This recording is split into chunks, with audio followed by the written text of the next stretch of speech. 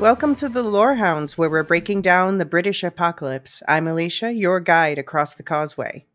And I'm Jean, the Giant Slayer. Or at least that's what my family tells people at parties. And we're here to talk about the new Danny Boyle Alex Garland zombie thriller 28 years later. And this is actually the second episode in this series. Supercast and Patreon subscribers have access to the first, where we talked about 28 days later and 28 weeks later. We recapped those two movies, discussed the zombies in society and cinema, and how these movies, the zombies, as Riley coined, upended all of that. So today we're moving on to the new film, 28 years later. We are again joined by our guest, Riley. Welcome back. Hi, it's great to Yay! be here. Awesome to Yeah, have you. Do you want to tell us a bit about your, because there'll be lots of people hearing this who didn't get to hear the first time. So you are also a YouTuber yourself covering similar stuff. Do you want to tell us a bit about that? yeah, absolutely. So I have a YouTube channel called Biological Riley. I talk about movies, video games, and TV, and kind of how it interacts with, me, my interests, or how we connect with them. And a lot of times that includes LGBTQ and mental health themes, but sometimes some other things. And yeah, that's kind of the basis of the channel. And yeah, I love doing it. I'll yeah, your videos are much shorter and snappier, very funny than than ours, where we have like nice long conversations. I'll put a link in the show notes for anyone who wants to check that out.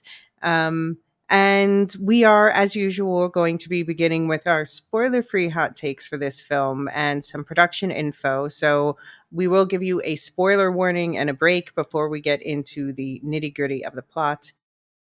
But yeah, this one picks up 28. Well, there's an opening scene that happens where we see the outbreak happening with these zombies or the rage virus taking everyone down. Then it jumps 28 years later and Britain is quarantined and we see what is happening there. So I want to ask Riley, what were your overall spoiler-free thoughts on the new film?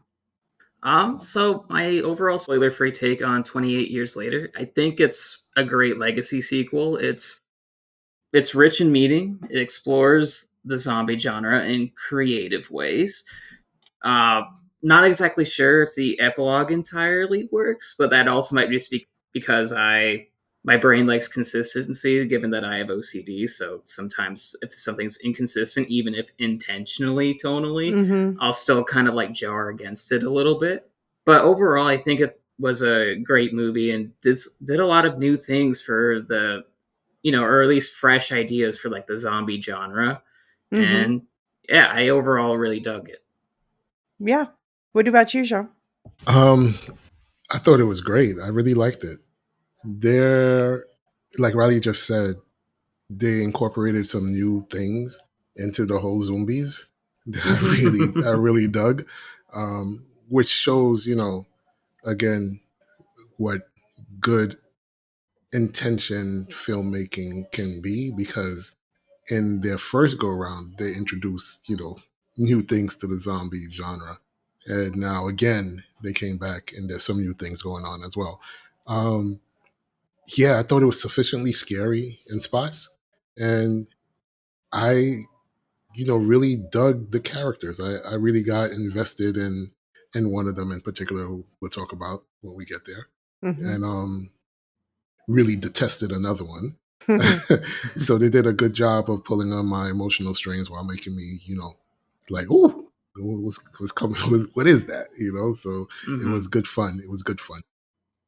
Yeah, would you um who would you recommend this to? And do you think that you need to have watched the prior two films? No, I don't think you need to have watched the prior two films to enjoy this and to understand what's going on, because I think they pretty much laid it out for you. Um, yeah, I think anyone who enjoys being scared would like this movie. Like, if Mhm. there's someone who, if you're someone who likes to jump out of your seat at certain points, then this is the kind of film that you probably might want to see. Definitely. Yeah. And how do you think it compares to the first two? How would you rank these three?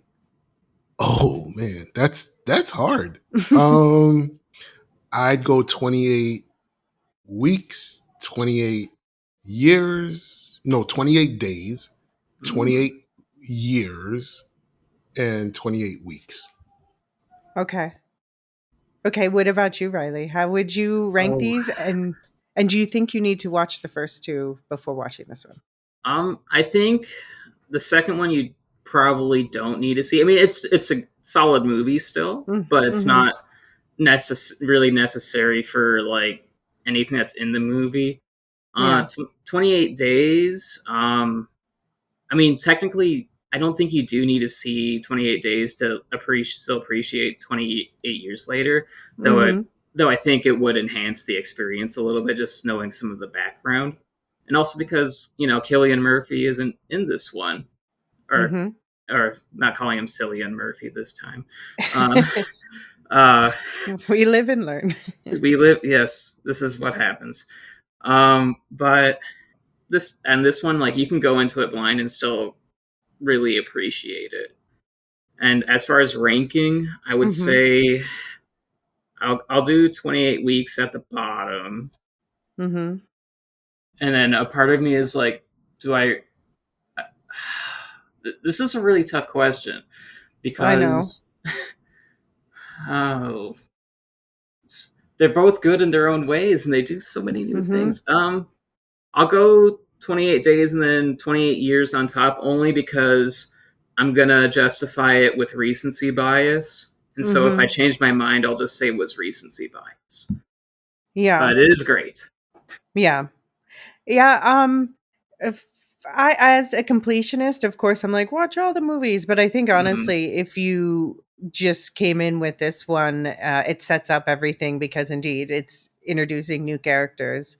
So, yeah, there's nothing that you need to know that you don't get from this film.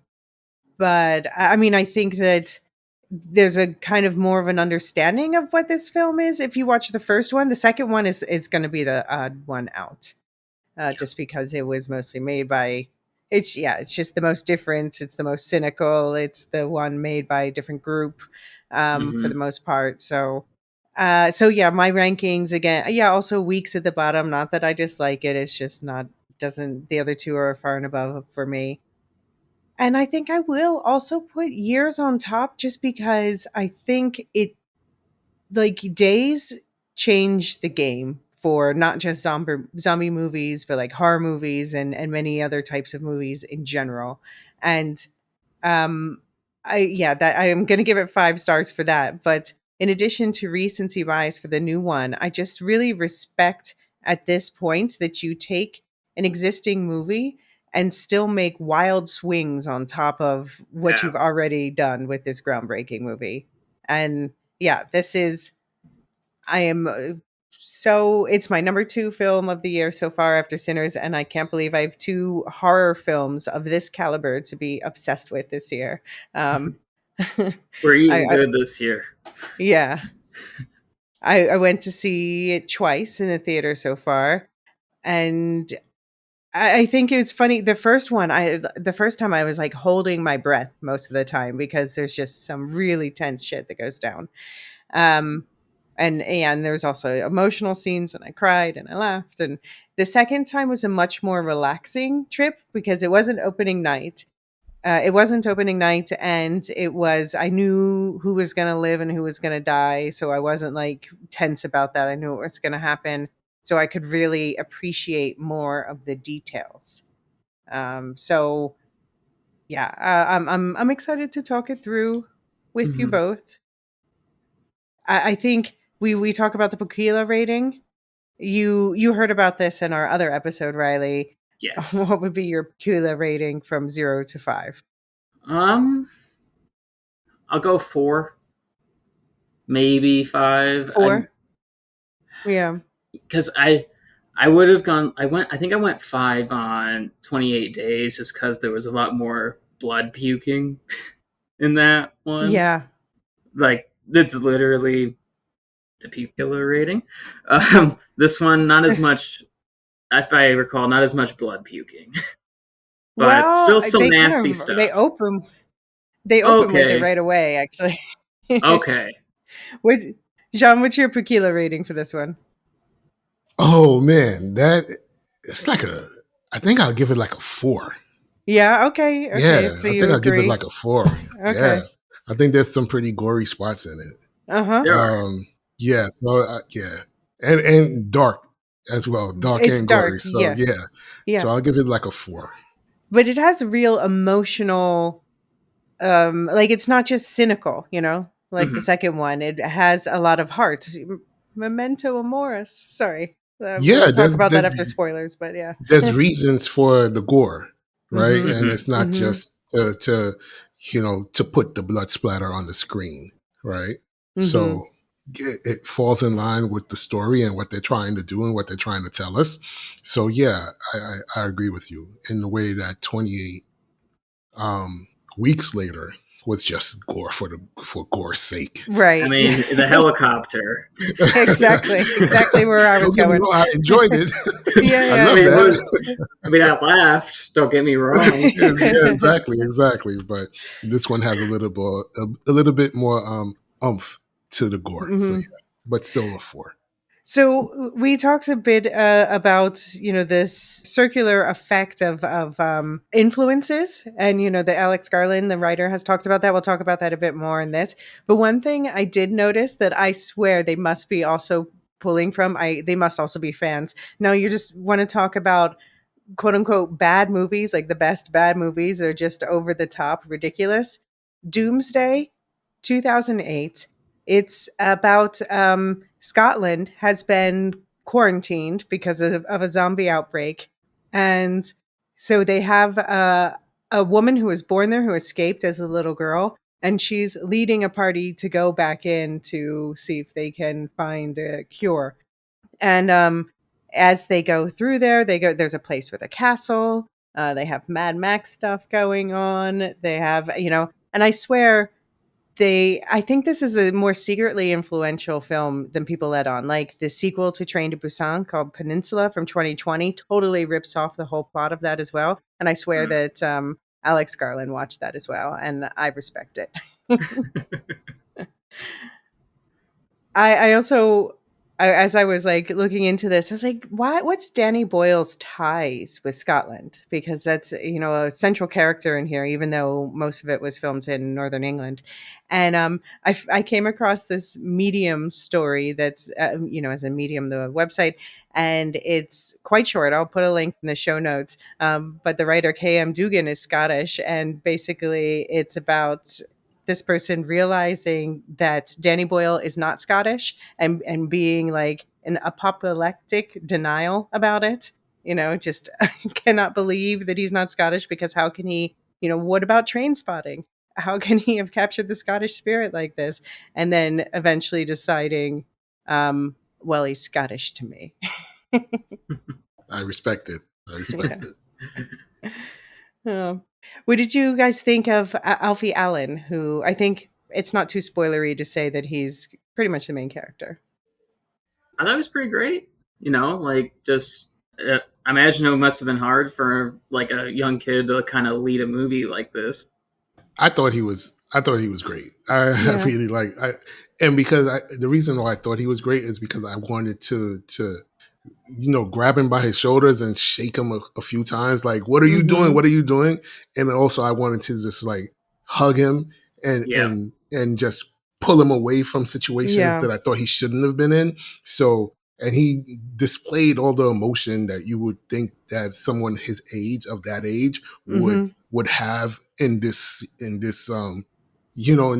world that they're living in. So I really enjoyed watching him play off Jamie, his dad, and also Mhm. his mom, and also trying to you could see like the wheels turning in his head, trying to figure out things as he's going along, which for a 12-year-old has to be Mhm. oh my gosh, like I can't even imagine. I couldn't even imagine being in his shoes, right?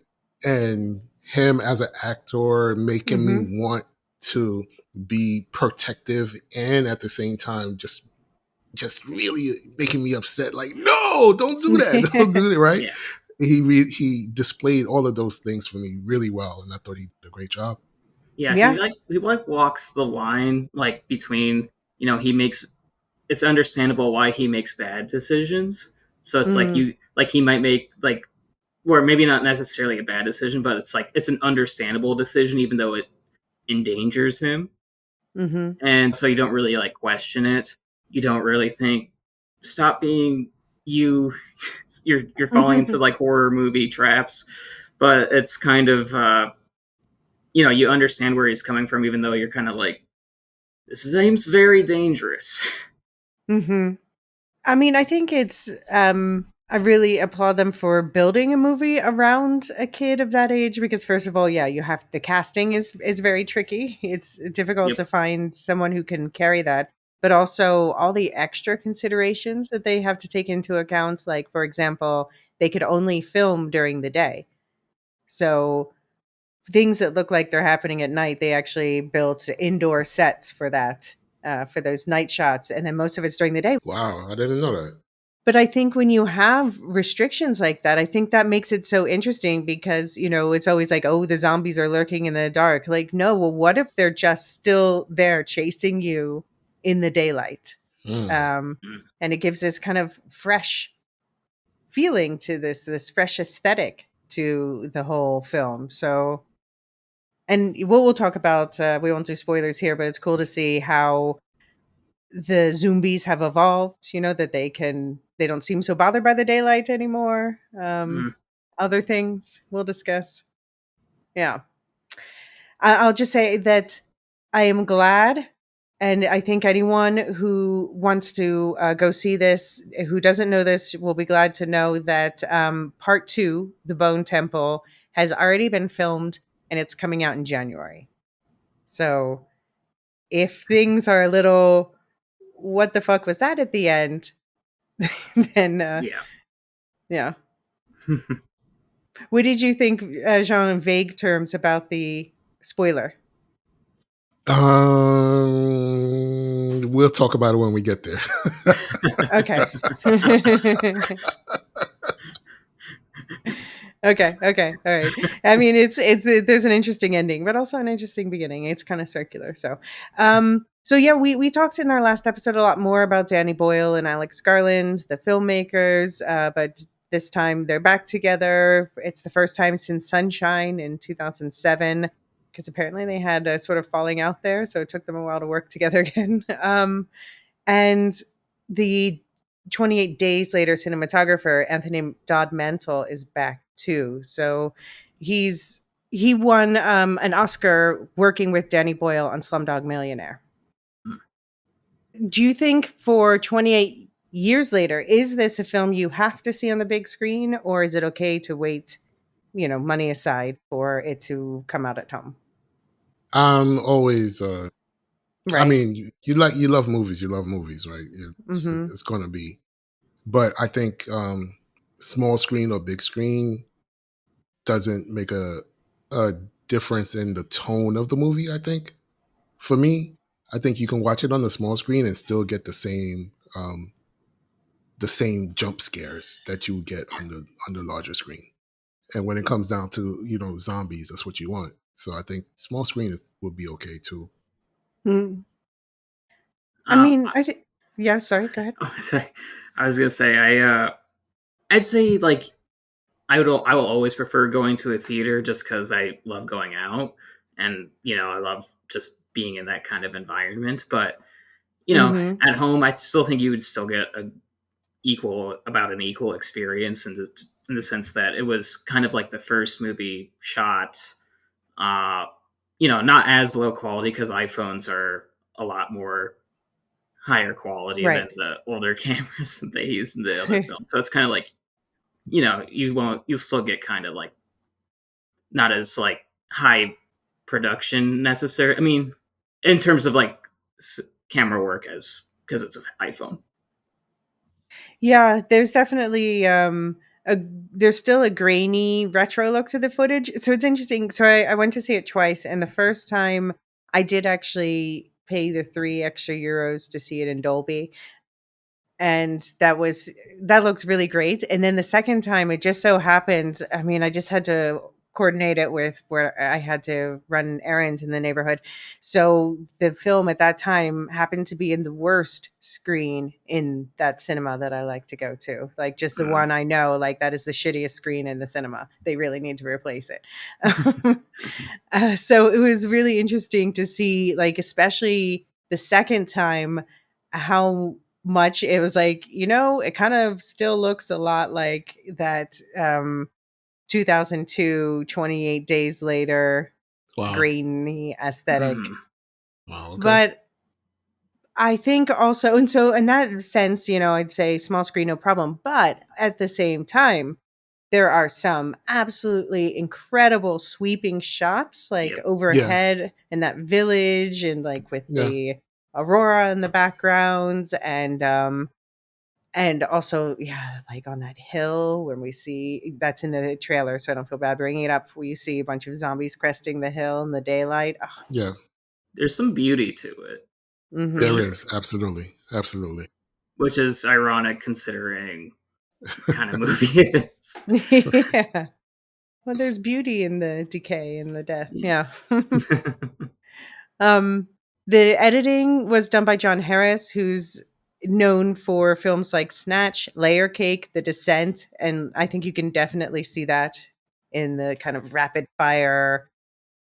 Just this is the editing's one of the big swings. Did it work for you, Riley? um, yeah, I'd say it worked for me. I felt tense. I felt, in the parts that were moving, because there is, going once we go into spoilers, it's there's a lot of things that in the movie that put together and how it's Mm-hmm. displayed that just moved me emotionally, and it had my attention from beginning to end, which is not always easy for someone with ADHD like myself. But I was captivated by. Yeah, maybe that's why I like it too. I had a realization with that. There's a documentary last year, one of the Oscar nominated docs. We noticed all the ADHD people liked it more than than other people because it's just rapid fire editing. What did you think, Joe? No, I thought it was great. Thought the Mm-hmm. editing was wonderful. I thought the action sequences were tremendous. Mm-hmm. Um, Yeah. yeah, it just they pulled it off. They pulled it off. So Yeah. The one big difference is the music was such a character in the first two films, and that was done by composer John Murphy. But this time, the composer was a Scottish progressive hip hop group called Young Fathers. And I realized that actually I had one of their songs already on my playlist because they did a collaboration with Massive Attack. Mm. oh, it was Massive Attack. Okay. They have a song with Massive Attack called "Voodoo in My Blood," like voodoo. Da, da, Oh, da, da, da. okay. Anyway, um, but I shared two songs with you both from their prior work, "I Saw" and "In My View," and I'm going to insert a medley of the two of them right now for listeners at home. Buried in between justice, holier than thou. Sunset gremlin with a snidey wee smile. Wanna win? I wanna win. I saw what I saw. I keep on walking the line. A horse on his back, a lion in his blood, a hand in the way. A Santa was gone. I really wanna take your honor. I'm writing blank checks, I'm a greedy bugger. I take your daughter to feel the thunder. Daddy's little girl, not every view. Nothing's ever given away. I believe to advance, then you must pay. So, Jean, were you familiar with them at all? Do you Not at like? all. Did you Not at like? all. I thought the sound it was yeah. Is it iconic? Iconic? It's not iconic. Was it damn good listening to? Yes, it was. Hmm. Like, you know what I mean? It's not Sinners, Mm. Hmm. right? For me, it's not Sinners, right? As far as the music goes, Right. Okay. but Yeah. but the music goes well with this movie. this is their first time doing a film score. I really liked. I liked how. Okay, so first there was a song called "Lowly" from the soundtrack. Here's a clip.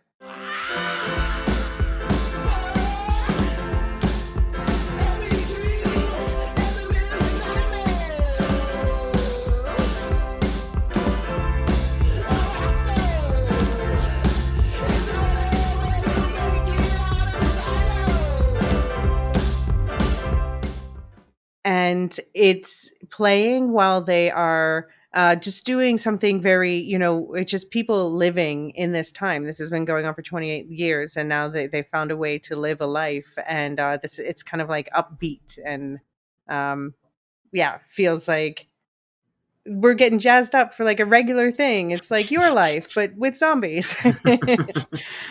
And then there's this other song called "Pals," and I'll play a clip of that here.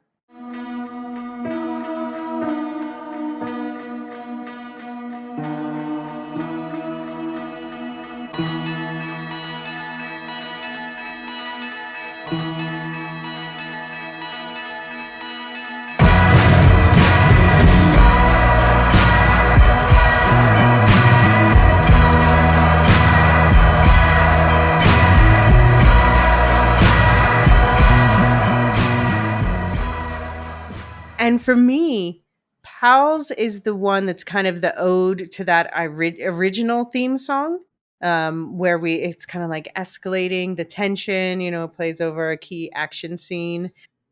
But yeah, I'm excited about it, and I'm a little bit sad that they're not scoring the next movie. Mm. It was a great score. Kind of like, in its defense, Sinners is about music, so it kind of Right. it kind of has Yeah. to nail like 10 out of 10, 11, All right. maybe even beyond. But That's true. That's true. this one is And really it good. was very much not Ludwig Göransson's first score, Sinners. Yeah. Very prolific composer who's already won Good several points. Good Oscars, points. yeah. Good points. I concede those points. No, but I mean, I like this. This just felt like a very fresh new sound for this sort of for film in general, for this sort of movie. It was, they're called progressive hip hop, but to me, it kind of sounds like my sort of punk electro. Although there are other songs that are much more hip hop like. But I added them to a bunch of my playlists now. So thank you to Danny Boyle for introducing me. Apparently, they also worked with a different sound team for this movie, led by sound designer Johnny Byrne, who worked on The Zone of Interest. So, yeah, The Zone of Interest was a movie, got a lot of attention a couple years ago, set during the Holocaust. But it's the way it's filmed; it's very like in situ, just recording things the way they are. And so this team likes to get down on the ground and go into locations and really make it sound as naturalistic as possible. So I think that for me, the sound mixing was very strong. I would love to see this get a sound nomination this year. Mm-hmm. Jean, did it feel long? Did it feel fast, just right? It was 115 minutes. No, it didn't feel long at all. It felt like it was moving. The story was moving. Yeah, I didn't get caught up in the time at all. So when it ended, I was like, oh shit, it's over. But yeah, I wasn't like looking at my watch to see, because I was engaged in the film. So it Right. didn't feel like it was a chore to go through. And the 115 minutes, honestly, didn't feel. It felt shorter than that. I don't know why. It felt shorter Yeah. than the 115. But yeah, I guess that's just good storytelling. Yeah. Riley, you and I are both agreeing. Yeah, it's an incredibly well paced movie. Just it mixes action, it mixes kind of the emotional beats, it mixes kind of some horrifying like reveals in terms of world building that of how this world has changed in 28 years. Um, eventually introduces like a character like halfway through that's kind of fun, but also kind of an asshole. But it's just kind of get a lot of things, and it always keeps you guessing, always keeps you engaged, and always keeps you invested. Yeah. I think keeps you guessing. That's a good point because there's a lot of things where I was very surprised about what did or didn't happen. So it was budgeted. The budget's around, reported 60 million, and the box office so far after 3 weeks, it was just reported as we're recording today that it's made 103 million. And Wow. this is, I mean, this is good, and it's not done, and it's going to go on to video on demand and everything too. So it's going to continue to make good money. But it just to watch the way the reporting on this is going and just how people eat up whatever the latest headline is. So I'm going to call out Screen Rant specifically. They Yeah. they often deserve it. But so on June 22nd, they published an article titled 28 Years Later, Box Office Hits Major Global Milestone in Just 3 Days. One day ago, they reported 28 years later, box office sets unfortunate week 2 drop record for horror franchise. This afternoon, they reported 28 years later breaks franchise record with new global box office milestone. Just chasing the most sensational Yeah, headline. yeah. That's unfortunate, man. Yeah, That's I unfortunate. I really think box office reporting is kind of overdone. It's just in Mm, general. I mean, I know it's important. I know it's like, do you want the movies you like to do well? Of course, but sometimes the business is very unpredictable, and they're kind of right. the numbers are often, uh, you know, I'm not personally like invested emotionally in the numbers as much as someone that actually has like money into it. It's just like, oh, it's good to know. But Yeah, I mean, I'm invested in this particular moment because we know, okay, so the second film right after this, like we said, already filmed, coming out in January, but this is meant to be a trilogy. yeah, And whether the third will be greenlit is dependent on the How well results. this does. yeah, Yeah. Mhm. that's more than fair. And I think this has done well enough. I think people just like to be sensationalist in the Yeah. press. It's from Columbia Pictures. It's Columbia Pictures is also known for the Sony shit universe for Paddington. It ends with us, Karate Kid. I Know What You Did Last Summer, A Big Bold Beautiful Journey. So it's a mix of commercial stuff and awards bait, and I think this sits in a happy place in between that, and is a good solid brand for them. So the reviews have been. I mean, there's been some mixed reactions to it. Some people don't like that there's emotions in their zombie movie apparently, which I'm like, I don't know what to tell you. Did you watch the first Exactly. one? Empathy is good. Yeah. Right?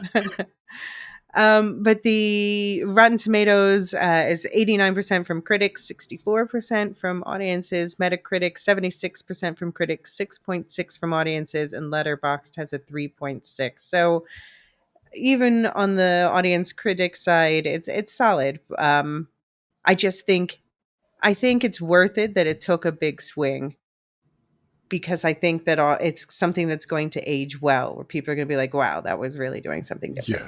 Yeah. Yeah. Agree. Do you have any final spoiler-free thoughts? Nah, let's get to it. Let's get All to it. right. All right. We're going to take a quick break, and when we get back, we will jump into the plot itself.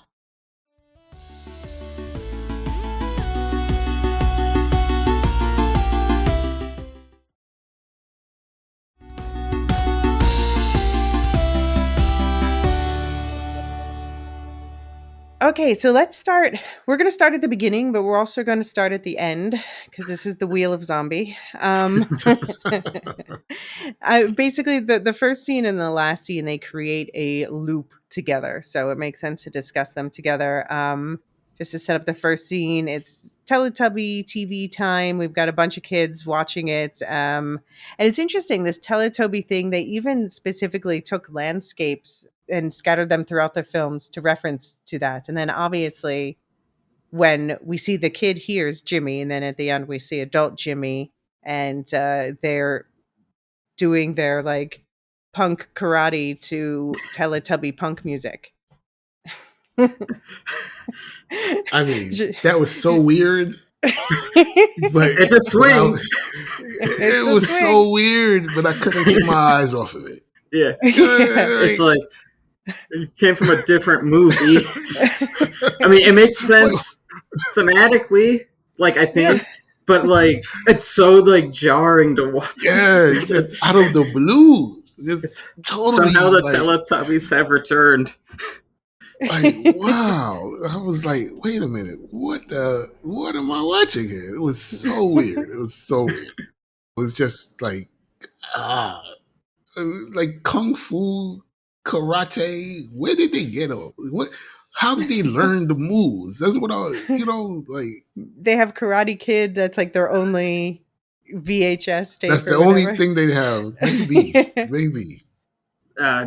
Jimmy's father priest was very hardcore. Yes. Yeah. I mean, overall, the carnage in this opening, like we've got women and children, even children are just getting murked left and right. We've Yep. got the father vomiting, gushing blood. And so, okay, so the father's a zealot. And he's like, today is a day of judgment and salvation and blah, blah, blah. But then he told Jimmy to hide. So does that mean he doesn't really believe it's salvation, or he doesn't think that his son's worth saving? I don't think so, because he gave his son the cross. So Yeah, I think he knew it was BS. Hmm, He knew it was BS. he was telling himself what he needed to. Yeah, in order to save his son, I guess. Because if he really believed that, then he wouldn't have tried to save his son. He would have tried to see his son to the other side. Yeah. You know? I mean, I'm glad we didn't see that, but yeah. Yeah, I'm so happy that he didn't do that. But Yeah. it was just that was really tough. That was really tough. Yeah. He's better than the father in 28 Weeks Later. Oof. So what did you think? Where do we rank the fathers? Where do we rank the rank the fathers? fathers? Because I got problems with Jamie. Oh, okay. So who do you think's worse, Jamie or Papa Jimmy? Like a big part of me is leaning Jamie. Okay. Because everybody's telling him Spike is not ready to go. Yeah. He's not ready to go. Don't do this he's yet. 12. Yeah. Right. Don't do this yet. And he's just so sure. Mm-hmm. So,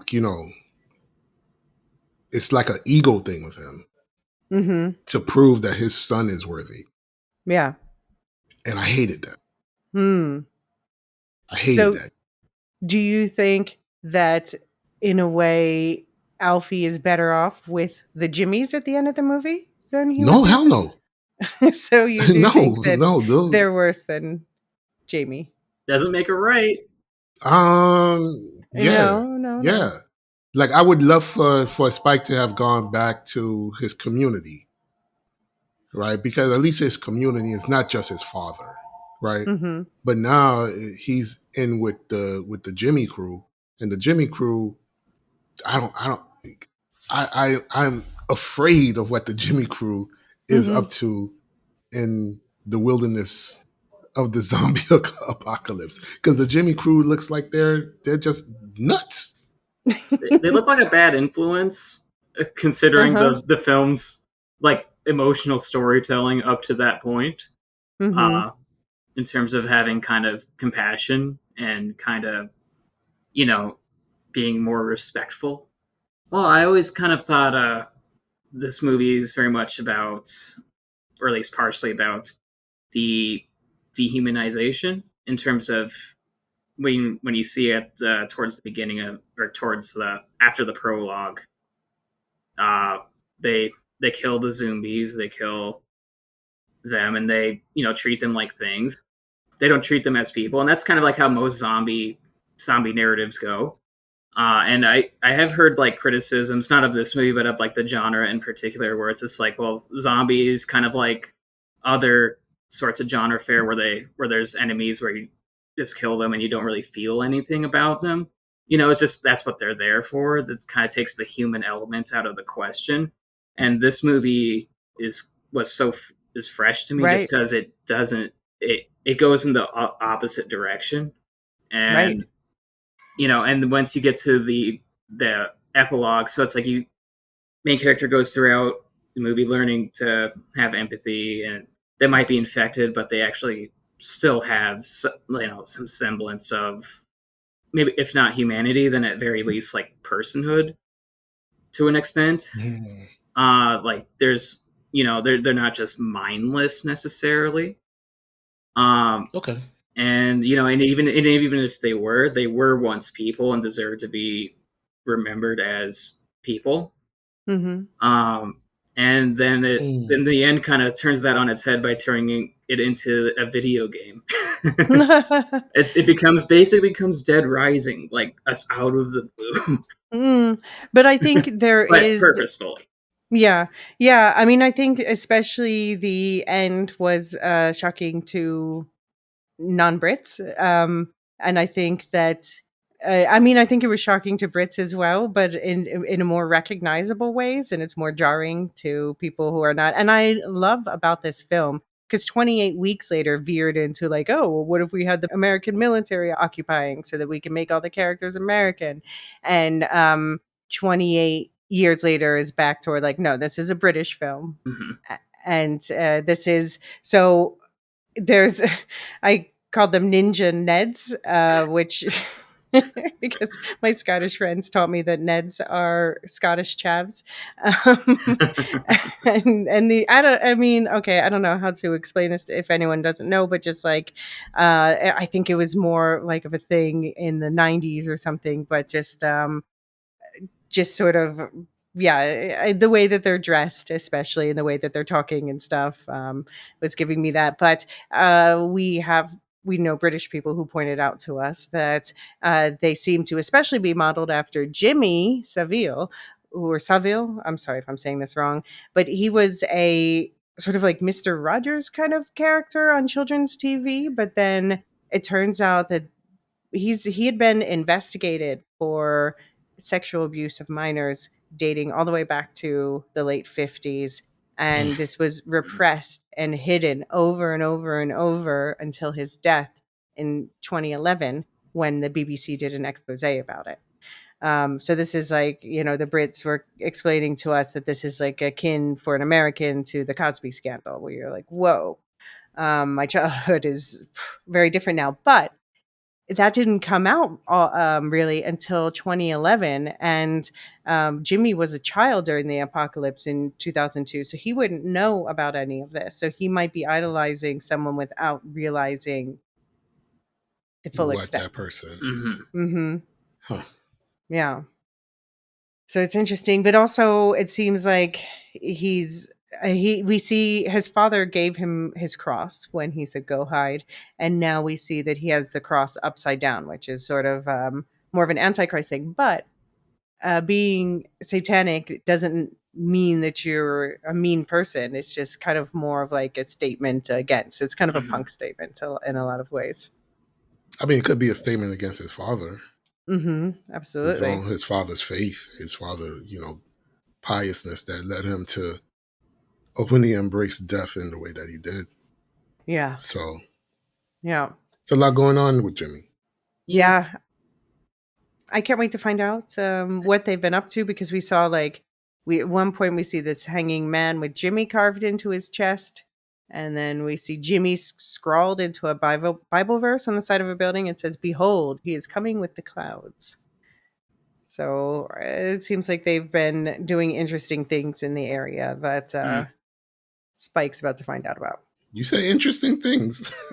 Interesting things. Being charitable on that. Yeah. Okay, but let's jump to the main story, starting with Act One, the Causeway Crossings, where we're 28 years after Teletubby time. And what did you think, Riley, of the fact that 28 weeks later was sort of dealt with in 2 lines of on-screen text? um, I maybe like laughed just a tiny bit.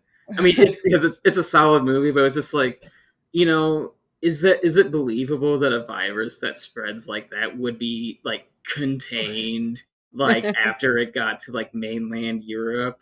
And it's like, I don't think so, but also the movie is much more interesting this way, so I will forgive it.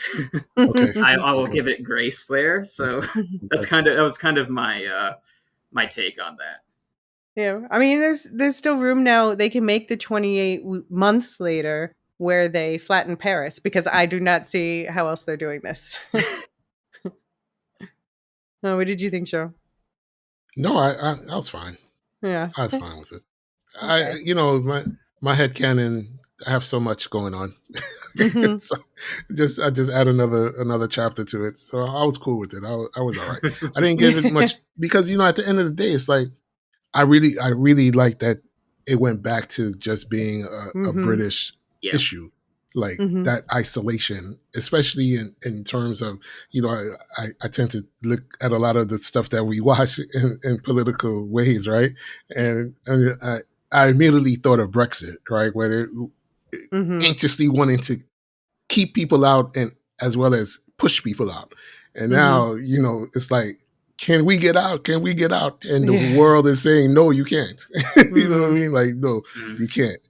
Um, so it was really, I like that dynamic where it's just um, really a closed society and what would happen if that were to occur. You're isolated completely from the rest of the world Hmm. for 28 years. What does that do to a people, to a Hmm. society, to a culture? What do you move back to? Where do you go from there? Um, Yeah. Yeah. and it was watching it too, the absence of color, Hmm. right? The absence of people of color um, is jarring to me as well. Right. And this Except the one multi alpha. Yeah. Yeah, except for the alpha, which is again, that's a Hmm. choice, right? That's a choice that they're making to make the alpha the person of color, to make the alpha a person of color Yeah. in a movie that doesn't have Yeah. people of color in it, Hmm. right? So there's a lot going on that if I had a chance to talk to the filmmakers, I would definitely ask, like, was their intent behind some of these things? Well, I have some thoughts. So let's get into the setting. So that opening was apparently in the Scottish Highlands, which, by the way, it's funny. We had Jack O'Connell played an Irishman playing a Southerner in Sinners, and now he's playing a Scotsman, but he's actually from Derbyshire, which is in the north of England. But yeah. So, but the film, most of it was filmed in North England, around Northumberland and Yorkshire. And particularly that village is Lindisfarne, which is also called a Holy Island, which is in Northumberland, and it does have that. It has a more modern causeway, but it also has that old causeway. Although they shot a lot of that inside, and they did the overhead shots with CGI, but this is a real location, and it's. Did either of you watch Vikings? The I did show? not. Yes, yeah, Okay. I've watched it. In the first season, you see the Vikings do a raid on the English coast, and that was here at Oh, Lindisfarne, okay, and that is okay, a historical event that actually happened at the monastery there. Yeah, but so it's this, it's this castle with a moat, literally, right. and they really drive the idea home with these insert shots of medieval footage from, I think it was from like Henry V, the Shakespeare movie anyway, and these post World War II inserts as well. And also we get later in the movie, Isla gives that speech about falling back through time, and how far back have we fallen through time now? 1,000 years.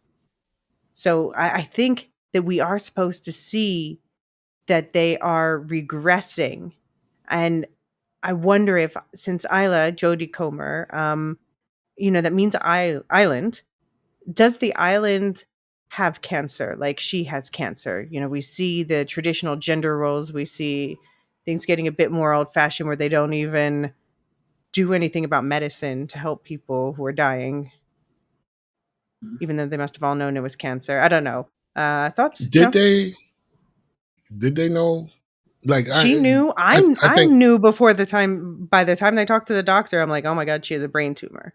right, but I think some of the thing is for me is like what's lost, what type of knowledge is lost in that isolation. Hmm. Like you Mm-hmm. said, that it was like they regressed, and you could see it. And when they when we first visited the island, first saw the island and the community. Their clothing stuck out to me Mm-hmm. because it looked old timey Mm-hmm. for some reason. I just felt like this was like something out of the early 1900s, late 1800s. You know what I mean? Mm-hmm. So when you just said, that the regression, that I remember that. So I'm asking myself, like, what else have they lost? Right? Right. Did they lose? What other kinds of things did they lose in losing access to the rest of the world? What has the rage virus taken from them besides people? Right? Besides the ability to journey, besides their freedom, really, because they're like prisoners. Mm-hmm. Hmm. They're prisoners. They're prisoners of the zombies, and they're prisoners of the rest of the world who won't let them leave. Mm-hmm. But I think it's notable that, Britain is not an island without people of color. This community, the fact that there is a noted lack, I do wonder if this is um if it's not like it looks cozy, it looks safe, it looks like somewhere to aspire to, but I'm wondering if, like I said, if there's a cancer in the community, and once we see more of other communities, then yeah, it might become clear that to I keep wanting to call him Alfie, to Spike, that maybe home wasn't everything that he thought that it was, all, because knows no better, he knows no different. I mean, I think he kind of, by the end of the movie, he kind of realizes that too. Yeah, Uh, yeah, just Hmm. because, um, for reasons we're probably about to get into in regards to. We can Uh, bring it up. all right. Well, like there was the Ralphian. I Hmm. never know how to pronounce his last name. I'm so Rafe sorry. Fiennes, Rafe Fiennes. Fines. Okay, I'm so Yeah, I know, it's that one. People make fun of him to his face about it all the time. He's like, I know. yeah. So it's like let me see, Aaron Taylor Johnson's Hmm. character Jamie. Jamie. He tells Spike the story about how they saw him kind of just not just like cremate, but like take the bones or the skulls and the Hmm. Well, of the he saw infected. them lining up the bodies. Yeah. Yeah, exactly, exactly. So it's just like they were like that man is bizarre, but it's like if Hmm. you didn't know anything about the culture on the Isle, Hmm. uh, if you didn't know anything about them, you'd say some things they are were kind of bizarre. weird with you too. Yeah, absolutely. Yep, Yeah. uh, yep. so it's kind of if you don't see like once again have that compassion Hmm. and try to understand and see other people not just as potential dangers but as people. Hmm. um I think the place wouldn't be symbolically of cancer. Hmm. Hmm. Yeah. I do feel like that this whole premise is ripe for a whole bunch of different stories, because I imagine, like Doomsday, every that film that everyone should watch from 2008, which is gloriously bad. It's so good. It's so bad. But I imagine that each community is wildly different, because it would be built from scratch based on the people who were left behind and whoever took leadership there. Right, Like in right. this community, at one point Alfie says they only have the photographs from before, but actually photography and like developing photographs, that's not that difficult. I am sure there are lots of communities that are still taking new photographs. They have the technology still. um I imagine that there's some hacker community somewhere where they've figured out how to connect to the satellite internet. I want to see all of that stuff. I'm not so Yeah. sure. I'm not so sure because No, you don't you want. know What? Yeah, because what we know so far is that this is this seems like a very medieval village. You know, Yeah, that like one. Yeah, with the but that's walls. why I want to see With the other stuff. what if there's no other That's why I want stuff? to see the hacker bunkers elsewhere. There's of course there's other villages, the other pockets of survivors in Britain, and I bet each one is wildly different. Well, we saw the Jimmies; they are definitely wildly different. But how far from where Spike is are those places? Yeah, I know it would take some traveling, Like but how far from where Spike is? Like if you if got a gang of Jimmies, no cars, hmm no horses, no trains, there's horses. There's Trent, horses because they were remember the riding horses horses? were the animals. The animals were not affected, and we also saw several herd of deer. I'm not suggesting they try to tame a Right. deer, but the animals seem to have not been affected. Right. So we didn't see any of those modes of transport. So it seems like they're getting around on foot. So Hmm. Weeks. how long could Spike last He's got on a bunch of foot? Jimmies now. You could find a bicycle. Yeah, You trust the exactly. Yeah. Jimmies? No, but No, he they're was bad on his Okay, that's influences, own. what I'm but saying. That's what I'm saying. So how long It's could better Spike than being on his last? own. How All long could he last? right, well Realistically.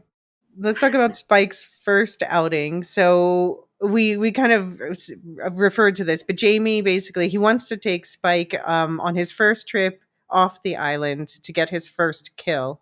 Um and we hear that, this is usually something that's saved for when someone's 14 or 15 and Spike is 12. So it's like, Jamie, I don't know if you're winning Dad of the Year for this one. And meanwhile, Ola, what am I saying? Isla, she's not well. Because of the brain tumor, but it's not clear at first. And I think it's interesting how they laid that out. How at first she just seems like, I think they did it in such a way that allowed people to have a judgmental first reaction, where they're like, "Oh, she's a drug addict or an alcoholic or something like that."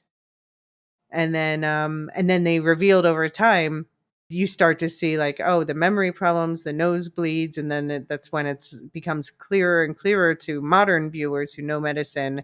Oh, she probably has a brain tumor, and that's why I think everyone in the village must have seen that too.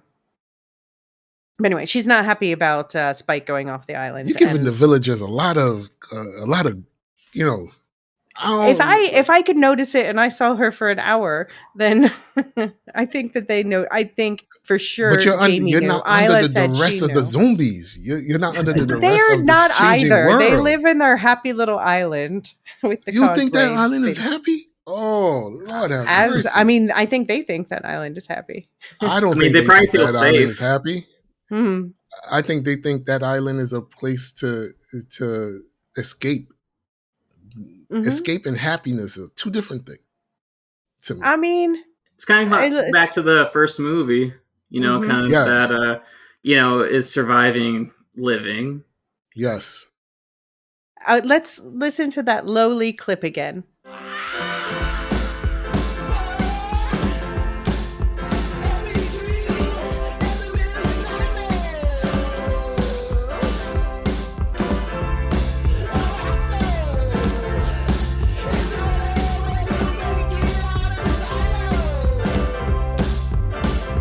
It's very upbeat. And this is showing like this is when they're just making breakfast and it's like, oh, it's school today because we go to school Yeah. every day, And except then what today we're going on a happened? special field trip.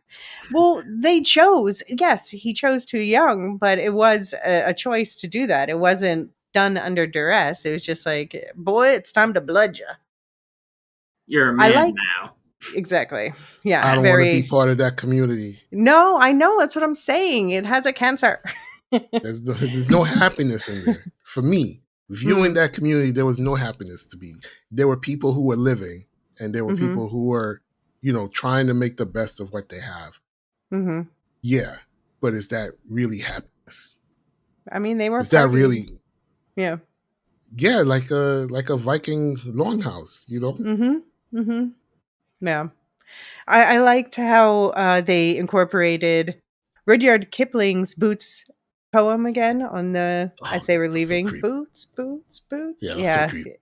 It's from World War One for anyone who doesn't know. So it's just about the relentless, unforgiving march of, and I guess this speaks to what you're saying, Jean, that it's just this relentless, unforgiving, one step in front of the other, the human race moves forward, or the British race moves forward, Right, the British people. because apparently they're fine in Sweden. Oh. um, so we talked in the last episode about the circle of influences, specifically with The Last of Us, and I think we see that in the types of infected that we have. The virus has evolved in different directions in different people. There's like different mutations. So we first meet the slow lows, who are just like creeping across the grounds. Apparently, the virus makes you burn so many calories. They're just like creeping across the ground, eating any worms and bugs that they come across. I mean, those were nasty. Yeah. Can we take a pause real Yeah, quick please. for me to say, I saw those things on the ground. I said, oh no. This is not, this is bad. I thought it was bad. And then when they're in the forest and the one that's creeping up behind Jamie, I'm like, Oh, I turn know. around. Like, turn what around. are you doing, dude? Like, turn around. And then they had the little baby one. I'm like, oh no, kill it. No, Like, see, I had the opposite. I had Jamie's reaction when the kid came out, because Jamie shoots the son, and then he's about to shoot the little girl, and Jamie's like, Dad.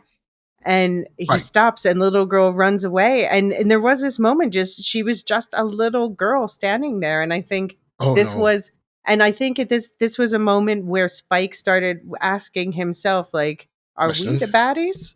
Are we the baddies? Oh no, you're not the bad. No. We're killing the children. Yes. Yes. Obviously we'll talk in a little bit about that birthing scene, but there is still humanity in there. Yeah. I was actually I found those to be the scariest infected because it's kind of like It Follows in a little bit, in the sense of like, sure, it only walks, but it's always walking towards you. So yeah. no matter where you are, it will find you eventually. And it's like, you have that paranoia like all the time. I'd be like, I can't even sleep. I just think about the crawly guys. Oh gosh. Yeah. They were creepy. Yeah. It was super creepy. Keep some worms next to you, I guess. Distracts them. Yeah. I mean, but that was also the creepy thing, like, not to jump ahead for a sec, but when the one's creeping up on a Spike sleeping and starts like finds his shoelace and starts eating it like it's a worm. Man. Yeah. And then we've got the good old fashioned zombies. They don't realize they're supposed to call them that, but maybe for the next movie. It's canon now. It's canon. Yeah, I mean, obviously we've talked about that ad nauseum, but I think it's pretty clear they're zombies, but they go fast. That's totally different. They're actually alive, Right. And then we have the new scary scaries, the alphas, and they're the ones who have got like the steroids version of the virus. So they are extra strong, but they're also smarter than the others. Like, it's harder to hide from them because they will remember where you're hiding and look for you there. I mean, it's a great addition to zombie lore. Mm-hmm. Yeah. Because it was just like when they first mention the alpha and you see it's like a head taller than everyone else. Mm-hmm. And you're like, what the fuck is that? You know what I mean? Like, what? I literally said to myself, what the fuck is that? Yeah. And he's Jamie standing straighter. Just straight. That's like, there's no bend. It's just like straight. So you really see this is a creature that is predatory because it's looking straight so it can see above everything to know where its prey is. And that freaked me the hell out. It freaked me the hell out. Yeah. Because that was, I wasn't expecting that, right?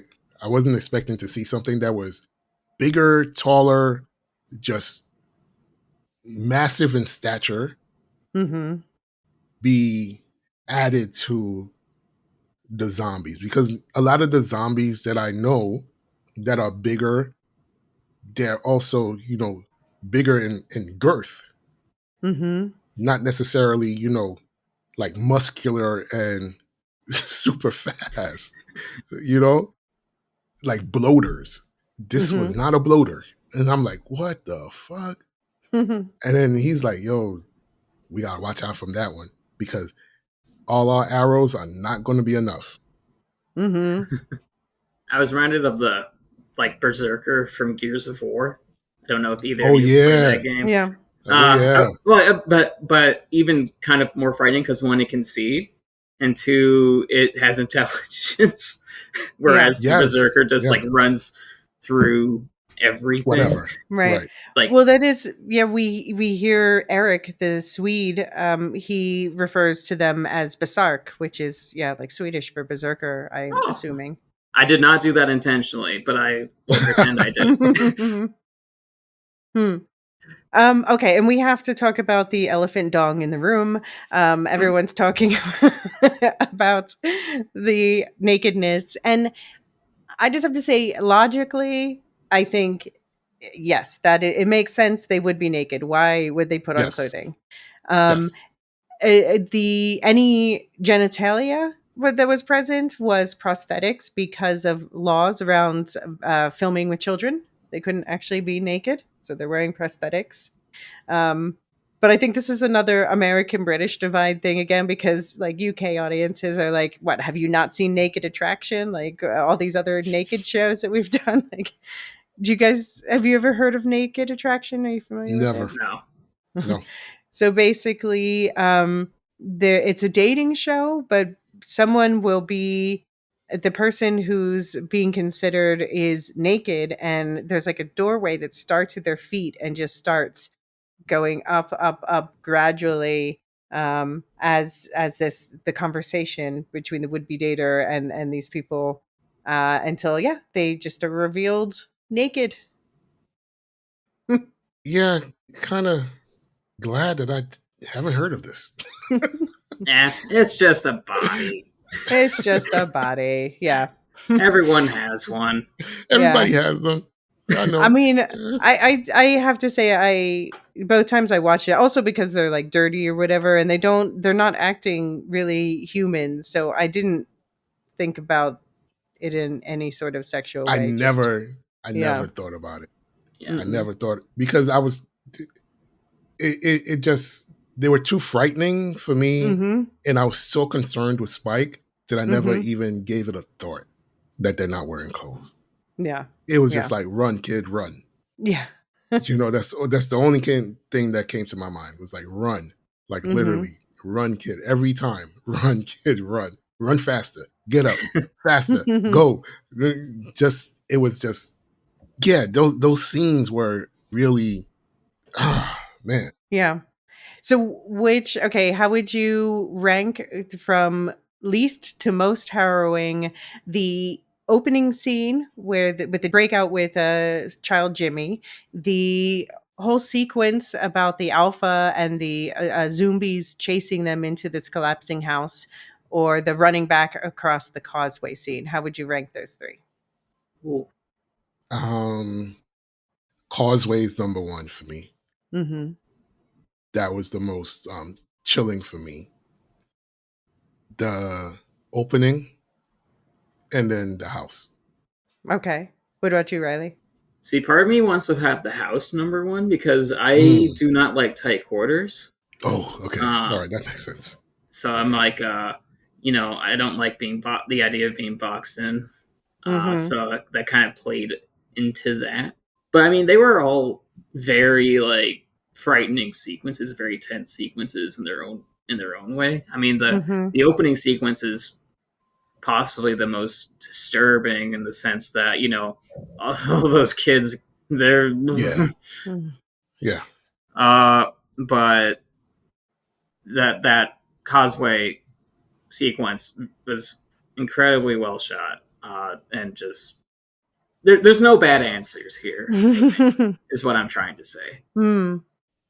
Yeah, one thing I didn't say about the opening that I really thought was cool was, it just opens with this really mundane scene of a bunch of kids watching the Teletubbies. And then when there's first a disturbance, it's just like two adults fighting and kind of offhandedly yelling at a child. So all the kids look up like, oh no, there's a disturbance. Oh, it's just like not a big deal, It's Right. just somebody snapping at somebody. And then just how quickly and clearly it escalates from there. It's like, oh my God, Right. oh my God. So that really gets you into it. I think I liked that the whole house collapsing sequence had a built-in moment of respite where we got to have some father-son time where they're sort of forced to talk in ways they might not otherwise, and view the fire and set all of that up. I think that was great as a plot device. But yeah, for me, it's the causeway. I was just, and also like they get halfway across the causeway and start screaming. I'm like, shut up and keep going. What are you? Shut up and keep going. You know what? Don't fall. When you, even when- though when you- I don't blame you.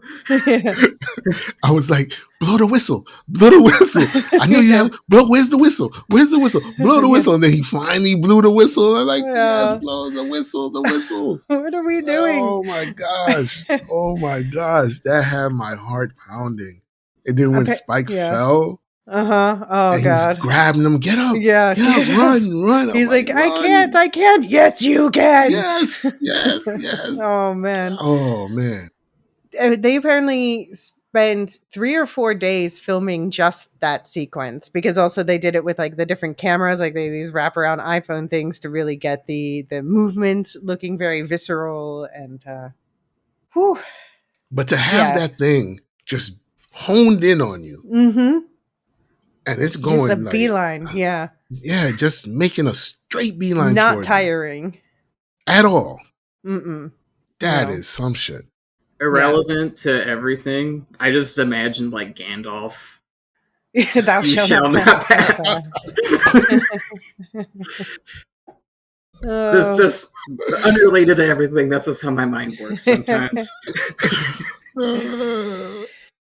But yeah, they make it back. Oh, in that moment too, where it's like, just give it a second, just give it a second. Like they've killed the thing, but they're panicking. Clearly, Right, I understand why they're just like their adrenaline is like ringing in their ears. I'm sure, yeah. But they make it back and they collapse inside. And this is a good spot for us also to take a quick break. And when we get back, we're going to talk about the next venture outside the gates.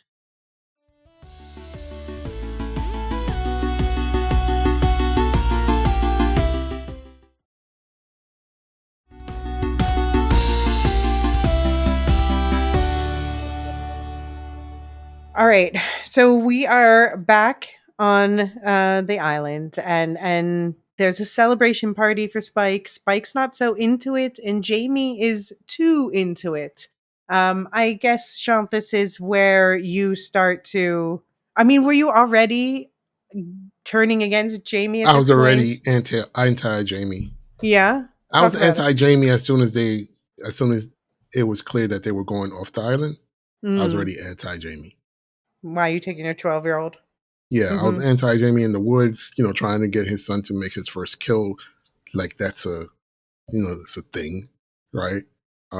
For him. But the party just turned it completely for me. Like, get this guy out of here. Kick rocks, Jamie. And his son, you can see his son making those calculations. You can see Spike making those, like, the hell? None of that happened, dude. That's not true. He's like telling, stories to build Spike up in the eyes of the community. But it's also, I think, for him. I think it's for him as well. Yeah, I mean, but I was listening to those stories again on my second watch, and I feel Mhm. like I mean, obviously he had the best intentions, and he doesn't necessarily get his son in the same way that Isla does. Um, but I think that he was right in the fact that what was most important is that Spike does seem to have some nerves of steel where he didn't panic and he would just reload and try again. And maybe he was actually hitting them, even if it wasn't like on target. He was hitting them in the leg or something. So he's not completely lying. And he thinks he's bigging up his son's confidence and he doesn't realize that's not how his son works. Um, but I I think don't even think he thinks he's building up his son's confidence, which is the problem that I had. I think he genuinely admires his son, though. I think that was Huh. honest. What he said to I him don't. when they were in that house. What do you think, Riley? I think his love for his son is genuine. It's just it's slowly like through as like it. He starts out kind of like, okay, he's a dad. He's just doing dad stuff. Take his son out. Is he just going hunting? But as it kind of goes, as it goes on, you kind of start kind of getting this little bit of an uneasy feeling about him. I do think his love for him is genuine. It's just that he's kind of a terrible person. Mhm. And it's like when the party sequence happens, it's kind of like, oh, I I am now 100% against you, and then it's like approach how the uh, how he approached the Spike's confrontation, uh, and like, no, this is a bad place to be right now. Mm. And I agree with both of you. He does love Spike. Mhm. I'm not questioning that at all. Mhm. He obviously loves his son. Mhm. But I think a lot of what he's doing is not for Spike. It's Mm. for him. It's for Right. his own feeling of A, I've gotten him to this point. B, I'm watching what he's accomplished in the ways that I want him to accomplish those things. In the eyes of everyone else, you can see what my son is. Mhm. So it's more of a look at me by looking at him. To me, that's the vibe that I got from Jamie, and I just couldn't shake it. Mm. Mm. Yeah, I mean, obviously, wandering off with Rosie is not for his son. That's for him. But even that, like, I think it's wrong. I see why he's doing it because he's like, he's so frustrated with the Isla's situation. I do think he must know. He knows that she's dying because what else could it be? And he just doesn't know how to deal with it, and so he drinks and sleeps with someone else. And it's not the right way to do it, but I think that's where it's coming from. I don't know. I do think there's some telling things, like, I think he handled the whole at one point, Spike pulls a knife on him, and I think the fact that Spike pulls a knife on him is, first of all, Jamie's fault for this whole machoism thing that he's trying to instill in his son. Hmm. But the way he handles it is he takes it from him, he just shows, like, I can take it. You can see he's really angry, but he gives the knife back to his son, like, and then punches a wall on the way out. So I think he's not the best dude, but I think he could be a lot worse. However, For sure. um, I can't believe he didn't chase after Spike and Isla when they left on their own. I know it's a rule. I know it's a rule. You're not allowed to follow, but I don't know. What do we think, Riley? What do we think morally about Spike setting the fire and distracting the guard tower people to get Isla off the island? Because that's putting everyone in danger. That is putting everyone in danger, and it's kind of one of those. Well, it worked, so it's okay. But it also, you know, if I was like not Spike, and if I was everyone else, and Hmm. then I realized what he did, I'd probably be pretty pissed. Yeah. Yeah, What was in that house yeah, he burned down? yeah. I That don't know. It looked guardhouse. like, Cookies. yeah, Looked like provisions or something. Yeah, that's gonna, if it's got provisions in it, then I'd be really mad. So it's one of the points in the movie where I just wanted to shake him by the shoulders and Mm-hmm. like, go to your room. like go to your room. Like, what are you doing? Don't Go to set your room. fires. What are you doing here? Only So, Mm, you but can yeah, prevent island fires. I fires. Yeah, I mean, I wonder if that might be something that he's going to have to deal with some consequences with in the next film, because like he didn't come back even at the end of this film. He just yeah, he didn't face his reckoning for what he did to get out. I loved maybe this whole journey to the doctor is maybe my favorite stretch of the film personally. Mhm. I think I love that we got to see more of who Isla is outside of this just being confined to her bed and freaking out. yeah, Um, I love that middle of the night mama bear moment. You know, I talked about the slow low sneaking up on his shoes, and then we see her grab him with the bag and take it out. And she doesn't remember the next morning, but it shows like she's still in there. She's still going to guard her son until the end. yeah, yeah, Mhm. And I love that we got people are always complaining that they don't do gas right in apocalypse films because it would actually, degrade as we saw here. So they actually did the gassy gas station and did that for a stunt. So that was pretty cool. Mhm. Um, what did you think, Sean, of Eric, the stranded Swedish Coast Guard? yeah. I felt bad for him. He didn't want any of this. No, no. he, didn't, he didn't want. He just wanted to go home. He was just patrolling, and now he's stuck, and he knows he's not getting out. And he knows, and he's watched his squad mates go one by one. Mm-hmm. I mean, that, and he died horrifically. Yeah.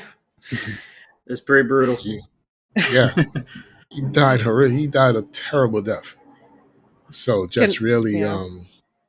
yeah, I was sad for him. I was sad for him Hmm. because watching him carry Isla, just it's just like this is somebody who I don't think is built for what he signed up for. Mm-hmm. Because if you sign up for the duty, then you have to know that this is what might happen. Could Mm-hmm. happen. You might get stranded. Yeah. And I Yeah. don't think he was built for the might get stranded part of it. Yeah. Um, Riley, did your theater have any big reactions to any scenes? And how did this sequence compare? well, for just an Eric in general, or the back, or like the ending of, or the finale of Eric. That was that the loudest response in your theater? I mean, that was a pretty shocking moment. Also him trying to potentially kill the pregnant zombie, Mm-hmm. um, or the zombie that just given birth. Uh, Which he did, yeah. yeah, and then the baby as well. You know, I think the character just introduced both moments of brevity. I mean, he's kind of an asshole, but that's kind of what makes him a little funny. And he's Mm-hmm. and his kind of is understand and his perspective is understandable. Yeah, But it also reinforces like a lot of the themes of the movie as well as his character does, in the sense of, Mm-hmm. once again, dehumanization, in the sense of, if you're from the outside, it's easy to like look at bad news on the phone, bad news of things, and just think, well, it's happening over there, so it's like, of course it's terrible, but also, it's kind of, it's separate from you to a Mm-hmm. certain extent, right, and so right. you kind of lose a little bit of compassion if we try to process the world like that. And then there's Mm-hmm. also there's kind of this lost in translation, in the sense of when Eric talks to Spike about certain things, and Spike just doesn't understand like certain Right. references or technology or things like that, and it's kind of that same, they both probably think they're both kind of weird in the sense that they don't exactly understand what they've both been through in this to a certain extent for their lives. I love that. But yeah, I loved Eric as a character, and yeah, Yeah. Mm. That interaction Yeah. that he had with Spike that you just brought up, I love that. yeah, That Yeah. Spike didn't know what he was holding. That Spike didn't know. He's looking at the picture of his girlfriend. He's like, "Yo, what's wrong with her?" that got the Like, biggest wow. reaction. yeah. Like, I got the biggest reaction both times that I watched it. The biggest laugh was, "What's wrong with her what happened to face?" her? Like, what's wrong with her? There's something wrong with her? She's sick? What's wrong with her? She's like, "Oh, I know a girl. She had shellfish allergy." Yeah. And the other big laugh was when Isla stands up, like at the end of this impromptu picnic, and she's like, "All right, let's go." And Eric goes, "She can walk." Yes. Yeah. All this time I've been carrying this lady on my back, and she can walk. What the hell? Yeah, but I Oh mean, man. I think that's just like such an ultimate risk where you just think it probably. I mean, another point, Jamie points out to Spike, like there's a boat that's patrolling. He's probably French, Yeah. which makes sense because they're closest, or Dutch actually in that part. But yeah, there's how many boats a day probably circle this island to patrol, Right. and Right. it's just such a risk where you just think I'm going to go home and it's going to be nothing and I'm going to order DoorDash or whatever. Um, and your boat goes down and you're stuck. And like, Stuck. even if you survive, this is your life now. Right. Because it said once you step foot on the soil, that's it. You're straight. You're not coming back. Mm-hmm. They're not coming to get you. Yeah. Yeah. Yeah. I was a little bummed for Eric that he died. Although, yeah, so we have the zombie midwife moment where Isla, she hears this zombie woman, an infected woman yelling, and she's in labor, and Isla, yeah, they have like a mother to mother moment where they even link hands, and this is the most human we've seen the infected ever. Yeah. And she's like, she knows that Isla is there to help her, but then yeah, after the baby's born, the humans want to keep it and don't want to give it back to their parents. And how human is it that the parents are upset about that? Eric kills, I'm calling her Delilah because the other one's called Samson. Eric kills Delilah, and then Samson immediately rips his head and spine. And by the way, what about those memento mori? Like, that's like a mirror of Dr. Kelson's skull sculptures. They Yeah. have the skull like predator style with the Yeah. backbone attached. Like, is he doing that because of Kelson? Is that Mm. learned behavior? Hmm. Mm. Oh, Or is interesting. it just like, that's what I thought. I was like, wait a minute. Mm-hmm. Maybe. Yeah, that's Was a he good doing this point. because he's seeing Kelson, prop up bones and Mm-hmm. skulls and Right, because we see it one time he puts the head of the deer and the spine in the right, tree. right. Yeah. Like like a trophy. So I have Mm. a question Okay. where everyone is in agreement that is Samson's baby. Yeah, I think so. And I think so. Okay, so the baby's born not infected, which is chilling because it means that the parents infect them after birth all the time. Right. But I think Samson later, when he's going after them in the Bone Temple, I think that he's going for the baby, and so that makes me worry for the next movie about the fact that the baby's in that island town. I feel like Samson's going to go after the baby there Mm. Why do we think they want the baby? He wants the baby because it's his baby. to raise the baby or to eat it. Mm-hmm. No, I Oh. think. I mean, they have the children. We saw the children earlier too. I think that that it's their baby, and they wanted. Yeah, they want their baby. But then it's like you're going to Well, infect they your infect the baby. baby. Yeah, I How do mean, you infect the baby? Will they? blood in the mouth. God have mercy. Mm-hmm. Mm-hmm. But that must be. We've seen there's several infected children. That must be, and just the fact that they're still alive now, 28 years later. They're Yeah. Mm. Right. Were they Having kids. like newborn infected, or were they survived infected? I mean, The children that we saw. the children that we saw must have been infected as babies because they're younger than 28. They're children. I know. So were they infected the original virus 28 years? Well, yeah, I Or mean, I are think they I were think they that infected along the way this past 28 years, or were they born to infected? That's my I think question. that they're saying I think this is saying they're born to infected and the placenta protects them from the infection, but after they're born, obviously they're being handled by the infected parents and getting their Mm. blood or whatever, and I don't know, maybe they bite them even, but they don't eat them because we saw the children there. Yeah. Yeah, I don't know. I don't think they eat them. I I don't I'm think not they saying eat that I them. don't think they eat them either. Uh-huh. Part of me says they don't eat them. Part of me is like, Are them oh, they might be babies? eating They're a these. They might be delicacy. eating these babies. Baby back ribs. I have to quote the Interview with the Vampire where Eric where the interviewer asks Louis, Did you eat the baby? Did you eat the baby? Did you eat the baby? The baby. "Did you eat the baby?" Anyway. So, but that's a question I have. I really want to know, like, Yeah. I are mean, those kids like, born, or are those kids infected along the way? I think they're telling us that they're born. I mean, I don't think that there's It's not many. clear to I me. don't know. It's not clear to me. Okay. It's not All clear to right. me. We'll see. We'll see. Would you have a thought on this, Riley? Uh, I think it could be a bit of both, but I'm guessing I'm leaning more towards that they're born and grow. Whereas, there's probably not as many communities like the one on the Isle.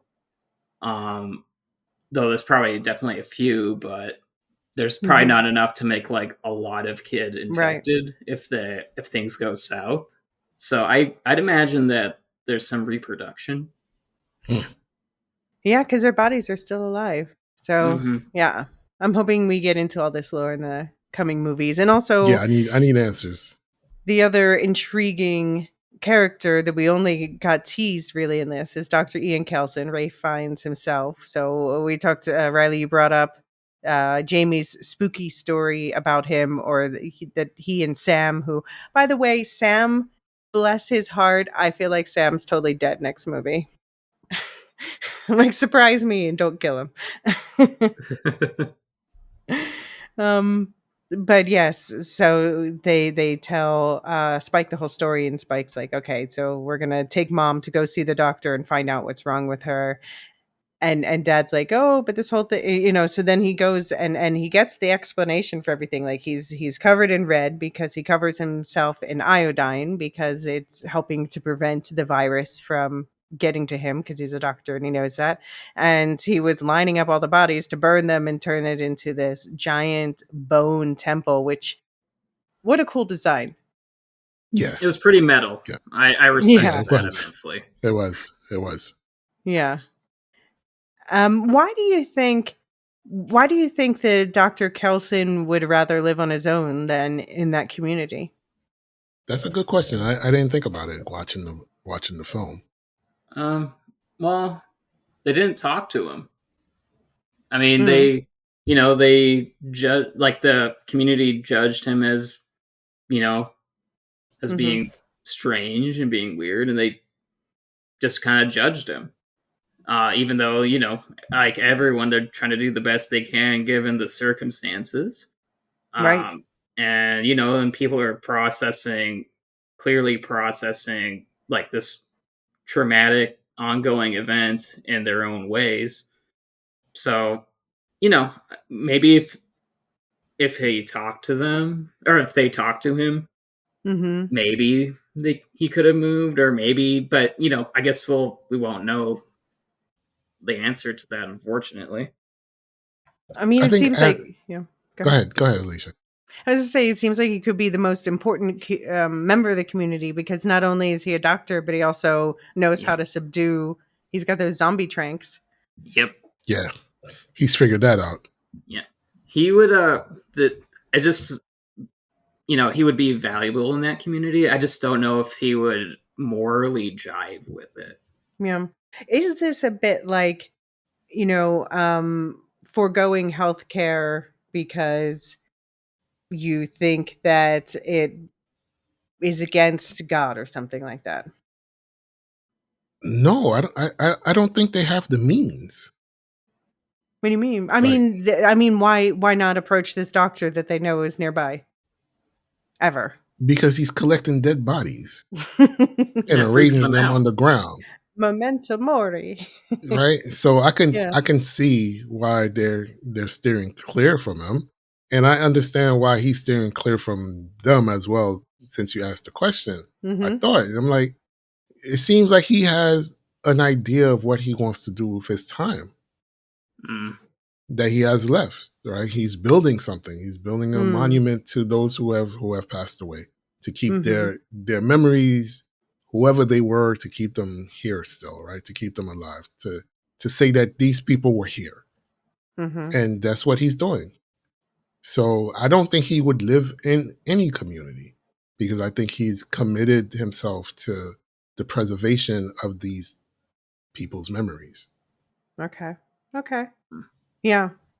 We have, so he says memento mori, remember death, and then adds to that later, memento amoris, remember love. Am I the only one who cried during everything with Isla and the saying goodbye and the um putting her skull on top of the pile of skulls to look at the sunrise? I was emotional. Yeah, I didn't cry. I didn't cry. Yeah. I was just like, don't fall, Spike, please.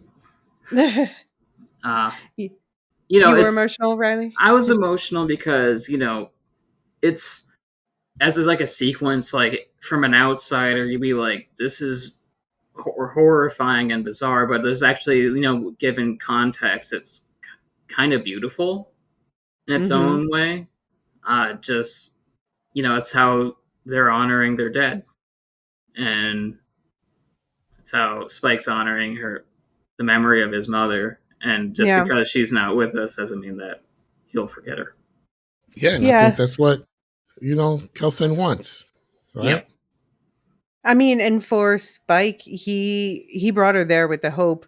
Oh, and just it broke my heart when Spike's like, "There's got to be some medicine somewhere." Like, "Oh, honey, when there's a metastasized brain cancer, that it's no, there's nothing that could have been done before at Right. this point either." Right. Um, and he, of course, why would he have any understanding of that? Of course, he has no understanding of that because even the Right. people who know anything about medicine haven't been talking to him about it.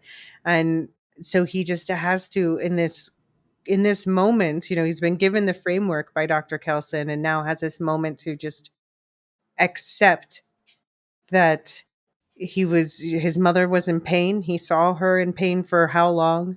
And now she's out of pain. And he can put her on top of the monument to look at the sunrise and see a new day dawn in Britain, hopefully. Can I tell you my stupidest what if theory from this film? Absolutely. And they're never So, stupid. So well, okay. So I think like 90% probably it happened exactly the way it seems, where Dr. Kelson helped Isla end her life, so that she would be out of pain, and then did the whole burning and skull thing. Um, but 10% wonders, like, there was that dream that Spike had when he fell asleep in that house where they were hiding out, where he saw his mother and she had red eyes like the infected and said, "I'm drowning." And based on that, after that, I was waiting for her to become some sort of super intelligent infected. I'm like, what if Dr. Kelson actually is experimenting on people and turning them infected and as a way of like, maybe that's the only way that it will cure your cancer is if you become infected. And instead he brought back the skull of the woman I call Delilah, the infected woman. Hmm. Hmm.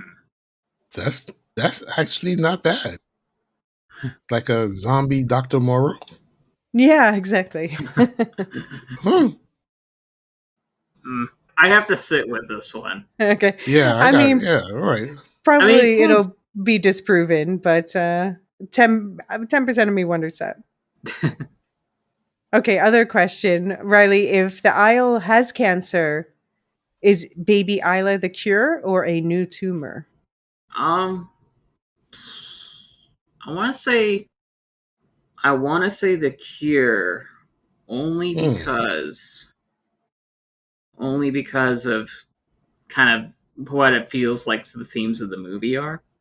Hmm. Um, and I've oddly enough, I find both 28 Days and 28 Years Later to be, despite the dark subject matter, to be kind of hopeful to a certain Right, Mm-hmm. extent, or to be, right. to be about things that are, Finding not, hope in the darkness. Yeah. yeah, I don't feel cynicism like as you Mm-hmm. said in 28 Weeks Later, as Right, much. right. There's kind of a sense of heart to this, so I would be surprised if they viewed Isla as the cancer, or as a tumor more so than a cure. Mm-hmm. So Yeah, I don't know if they view it that way, but I'm worried about Samson wanting his baby back. yeah, I mean there's concerns, of course. Yeah. I'm worried that the entire island's gonna go down in the next movie, and I don't know, maybe that won't be painted as, like, the worst thing because maybe we'll see that it's not, the utopia it might seem to be on the surface, and maybe they find new ways of life elsewhere, but I'm very worried about everyone on the island right now, and Oh, I'm for wondering sure. I'm wondering not, I'm if not it's saying there won't be without bumps, Yeah, because yeah, there's got to be a narrative, and there's got to yeah, be. It's never, even in real life, something like, you know yeah. that thing's ever simple. Mhm. Jean, do you Hmm. think that Jamie is going to try to parent Isla, baby Isla, to make up for it, or is going to reject her? I think he's going to reject her. Yeah, because you think the worst of I her. don't have. Yeah, I do. I do. I am unabashedly, unashamed to say so. Maybe he surprises me. I hope he surprises me because I don't want the worst. Mhm, I don't want to see the worst people. I don't want to think the worst of them forever. mhm, Maybe there's some redeeming qualities there. mhm, I've acknowledged that he loves his son, mhm, but to have lost Isla and Spike, and now this baby is here that Spike left, but Spike himself was like, "I don't want any parts of you." mhm, He should not be anywhere around that baby. hmm. I mean, But I could be wrong. luckily it's a very rocky landscape, so there's a lot to kick. Oh gosh, yeah. Oh my god, I'd have Jamie kicking boulders if I could. Riley, do you have better hopes for Jamie's take two as a dad? um, I think it would be, if him kind of turning a new leaf would be kind of an interesting development, considering where he ended, or where he went to and ended in this first movie. So I think it could be just interesting narratively, but part of me, I just don't trust him right now, Mm-hmm. uh, to make the correct decisions. Mm-hmm. Okay. You?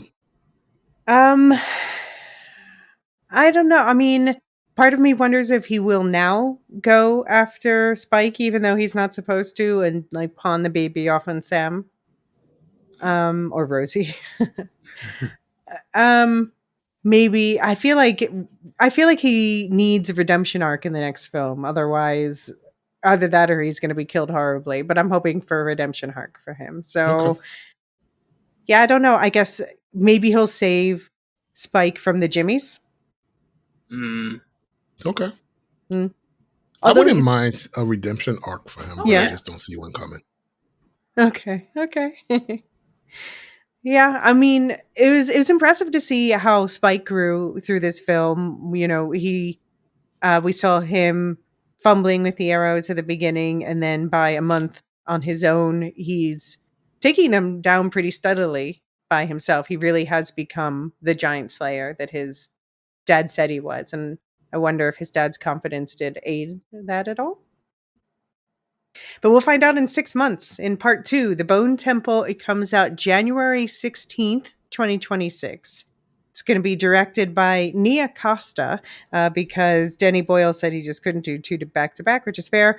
So he selected Nia Costa. She did The Marvels. She did the upcoming movie Hedda. She did the Candyman remake. So I've definitely been excited to see what she could do, especially without. I think she's going to be able to have more of her own vision here versus in the Marvel machine.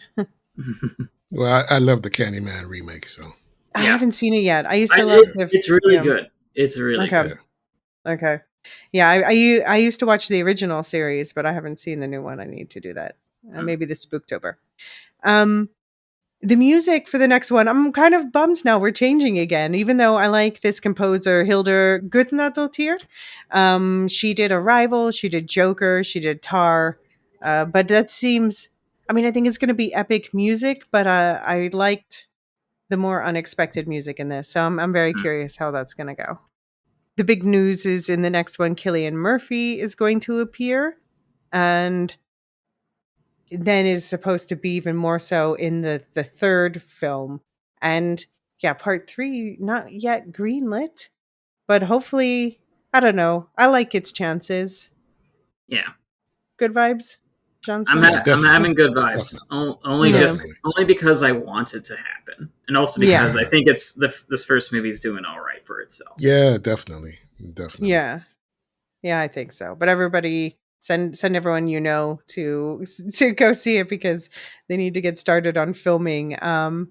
Yeah, because now we have this like 6 months. It's spoiling us. I wondered, was it filmed back to back so that Alfie didn't age? And does that mean they're not worried about Alfie aging for the third one? And if so, would that be because there's a time jump or because his Maybe. character dies? I was thinking maybe time jump. Yeah, they can't kill off Spike, right? No. I know. That would be awful. No. Yes, We we'll riot see, if we'll Spike see. dies. We Yeah. riot. Alex Garland wrote all 3. He's been a bit pessimistic lately, so we'll see. But he still has, it's still with Danny Boyle. So, Cillian Murphy apparently would play a larger role in the third film, and Boyle would direct that one again. And I wonder, like, will we get Selena and Hannah back from the Need first Selena. movie? Need Hannah. Yeah, Imogen Poots from the second. I don't need that. I need Selena and I need Hannah. Okay. I want to know. I read the whole comic series, and so I want to know if they keep that or just completely ignore it. Which fine. I would fair if they ignore it. Nobody promised anything that the comics would be canon forever. Like, But I need to know what happened with Jim and Selena. Yeah. I Well, need so to know. I'll tell you what happened in the comics, but this doesn't mean anything for what they decide to do in the film. In the comics, so Selena, she ends up Doomsday style going back into Scotland she's helping some journalists who want to capture what's going on there. And then of course they realize it's worse than they thought. And most of their party dies. And she and one journalist make it back out. They end up crossing over with the 28 weeks later events in London and making it back out as one of the last people. And she ends up getting together with the journalist. And so that's where her story is left. She's in the US with the journalist. And there's just an offhand reference that Hannah was adopted into the German foster care system. And Jim was taken off to be shot, but we don't see him shot or anything like that. So that's just an offhand reference that someone made. And Selena seems to think he's dead. So all of that could mean nothing, but that's what happened in the comics. I like none of that. I don't want none of that in a movie. No. I would classify that as Elseworlds. I don't want part of that universe at all. Universe, yeah. Yes, I don't want part of that universe. No. That's Earth 617. Yes, yes, Yes. absolutely. Oh, well, any last thoughts on the films, John? No, just it was really enjoyable. It's something I'm gonna watch again and again and again, just like I did the first two. Um, yeah, and give filmmakers the runway to do what they need to do. That's Yeah. that's the that's the lesson here. Let people do what they need to do, um, and let the chips fall where they're gonna fall. Because most of the time, if you don't interrupt them studios, you get Mhm. something pretty good. Mhm. Most of the time. Yeah. And Riley, do you have any final thoughts on the movie? Oh yeah. I just it's probably one of my favorite movie going experiences this year, alongside Sinners, which excellent, and then Thunderbolts is my Mm-hmm. not necessarily like better than the best of the Mm-hmm. three, but my favorite movie going experience. So Yeah. Right. there's been some good stuff, and Yeah. if y'all haven't seen the movie, you should change that now. Yeah. Those are my top three too. Yeah. Yeah. Well, thank you, Riley. Can you remind listeners again where they can find you? Absolutely. So you can find me at Biological Riley on YouTube, and as well as on Blue Sky, where I post whatever I want, basically. So you can find links to both of those in the show notes, and you'll also find in the show notes, you can, if you want to send feedback about any of these films or anything else we're doing, you can send that to lorehounds at thelorehounds.com. And there's also a link tree where you'll find a link to our Discord, where we have a very lively Discord. All three of us are participating there. There's we have a chat for these 28 blank later films, and we have chats for basically everything else. And you can also check out our prior episode on Supercast and Patreon. In those feeds, you get ad-free access to all of the episodes, plus bonus content like that prior episode, like our Sony shit universe funeral. I will never live that down. I love it. I love it. um, and of course the extra episodes for Andor and Wheel of Time and the other big shows we cover, as well as monthly extras like the Second Breakfast and Elevensies. We just did an Elevensies for the Wes Anderson Film Festival. We're going to do Second Breakfast tacos theme, and this month's Elevensies is Val Kilmer Film Festival. So voting should be out around the time of this episode, I think, for those who are subscribers. In the public feed, don't worry, there will still be plenty coming there too. We have a couple weeks left on Murderbot. Jean and I are halfway through Ironheart, so one more week of Yeah. that, and we're enjoying it, Yes. right? I need to start Definitely enjoying it. Definitely enjoying it.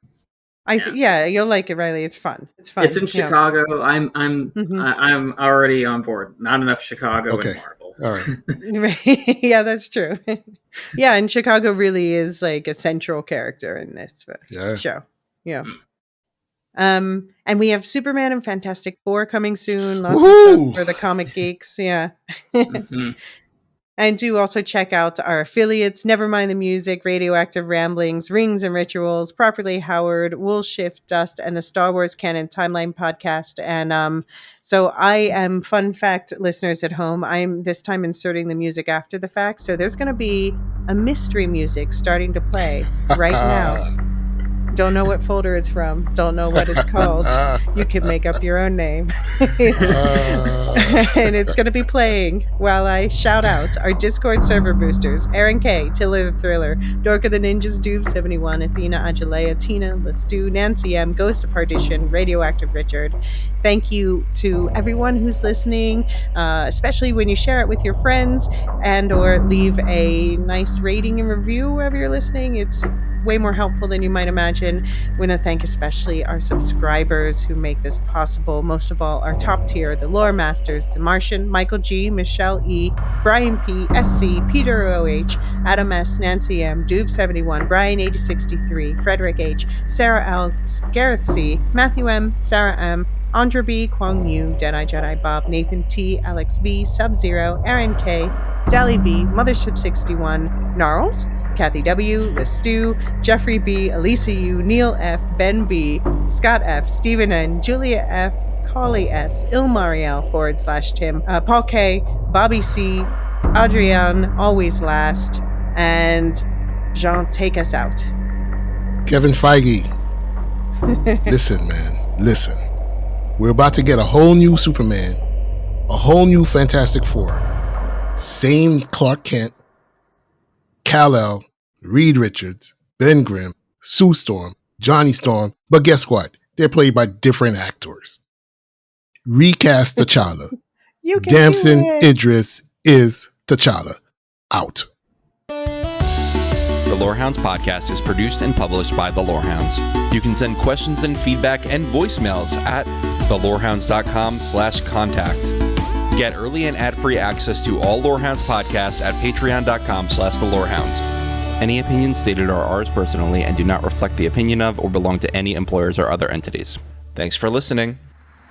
7, 6, 11, 5, 9 and 20 miles today, 4, 11, 17, 32 the day before. Boot, boot, boot, boot, moving up and down again. There's no discharge in the war. Don't look at what's in front of you. Boot, boot, boot, boot, moving up and down again.